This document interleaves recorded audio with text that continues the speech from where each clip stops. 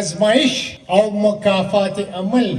دی کې څه فرق دی چې زمون خپلی او هغه تکلیف کی نو مونږ وایو دا د خدای خوښې ازمایش دی در باندې او چې زمونږ نی خوښ او هغه باندې تکلیف راشي نو مونږ وایو چې دا مکافات عمل دی ټول عمر بېایمانۍ کړي دي خدای ورله سزا ورکړه علي صاحب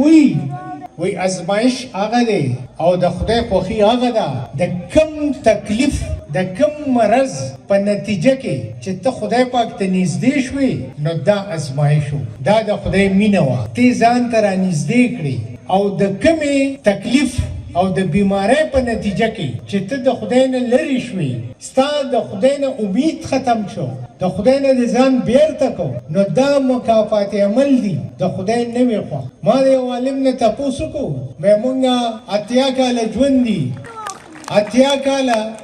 مونږ منځونه کوو روجې نیسو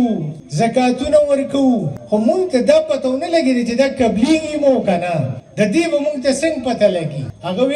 وی تا چې د ماسپښین مونځ وکړو او د مازدیګر مونځ دې ورپسې وکړو وی د دې مطلب دا دی چې د ماسپښین هغه دې قبول شو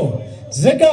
که خدای نه وي قبول کړی نو ته به یې د مازدیګر ته هم نه وې پرېښې او په دې سوچ وکړئ چې خدای نه غواړي نو مونږ یو قدم اخیستی شو دا مونږ له چې څه وس راکوي دا خدای راکوي نو چې دا خدای راله کوم وس راکړی دی پکار دا دی چې مونږ نیتونه سم کو او د دې دنیا نه جنت جوړ کو او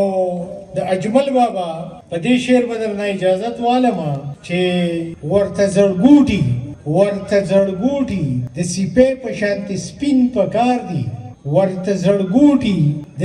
سیپۍ په شانتې سپین پکار دی تور سمندر نه دی روخانه دردانه ده دنیا دا دنیا جنت دی خو یوه خبره په اخر کې ماشومانو ته هم وایم مشرانو ته هم وایم چې ما چرې بېایماني نه ده کړې او زه تر اوسه پورې ژوندی یم نه چا مړ کړم نه بې ډوډۍ شوم نه بې جامې شوم هیڅوک څوک نشي وجلی د مرګ او د ژوند اختیار خدای پاک سره دی نو که دا ایمان مونږ کې پیدا شو چې د مرګ او د ژوند اختیار خدای پاک سره دی نو زما په خیال زمونږ د معاشرې نه به ټولې برایۍ او خرابۍ لرې شي نو د نن نه پس ریښه وایئ حقه خبره کوئ دا به هم نران کی دا به هم بادران کی دا به هم طاقت سیوا کی دا به هم په ټول جهان کې وځلي راځئ چې دا دوا وکړو چې خدای پاک زمونږ دا ناسته زمونږ د ژوند د بدلون سبب وګرځي او خدای دې تاسو ټول کامیاب کړي ډېره ډېره مهرباني